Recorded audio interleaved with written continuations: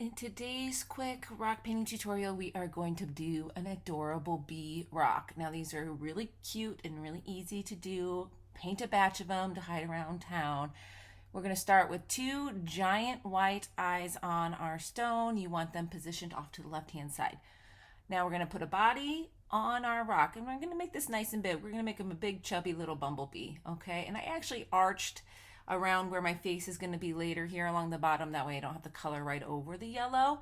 Now, when you're laying down your stripes, it's important that you do a yellow stripe just to the right of the face. You don't want a black stripe there because it will get lost into the side of your head and the lining eventually. So I learned that one the hard way. The first one I did, I put a black stripe first and you lose the shape of your bee. So yellow stripe, and you can add another yellow stripe at the end. That helps the little tail or his stinger stand off the back edge a little bit better as well.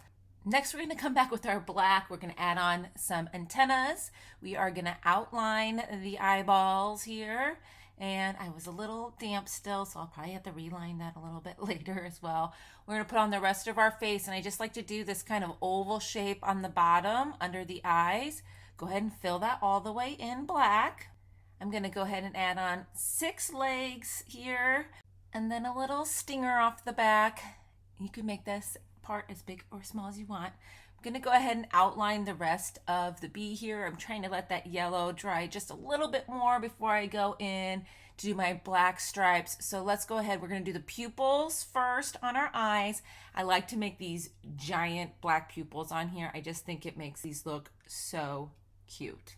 Now we're going to go in and add our black stripes, and I am using this really rough zigzaggy motion instead of having them solid stripes because I think it makes them look a little bit more fuzzy or furry.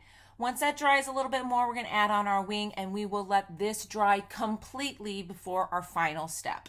So it basically looks like a leaf, a teardrop shape with a couple little veins in it.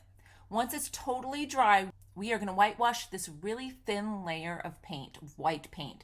We're going to alternate between putting down a little bit of water and a little bit of paint, kind of going back and forth until we like the way it looks. And I got it a little bit too wet and washed off all my paint at one point in time. That can happen. Just let it dry a little bit and go back with a little bit more paint. So I'm using a white paint pen. You can do this with white acrylic paint and a toothpick as well. Just a couple dabs of paint, a little bit of water, and slowly you'll get this kind of translucent layer over your wing, which I just think is a fun little touch. It's not something you have to do. That's it. Now your bee is done. You can paint a whole hive of them and hide them around town for others to find. I hope you enjoyed this quick and easy tutorial. Make sure that you subscribe so you don't miss anything new, or cruise through the page and find some more inspiration today. Bye-bye.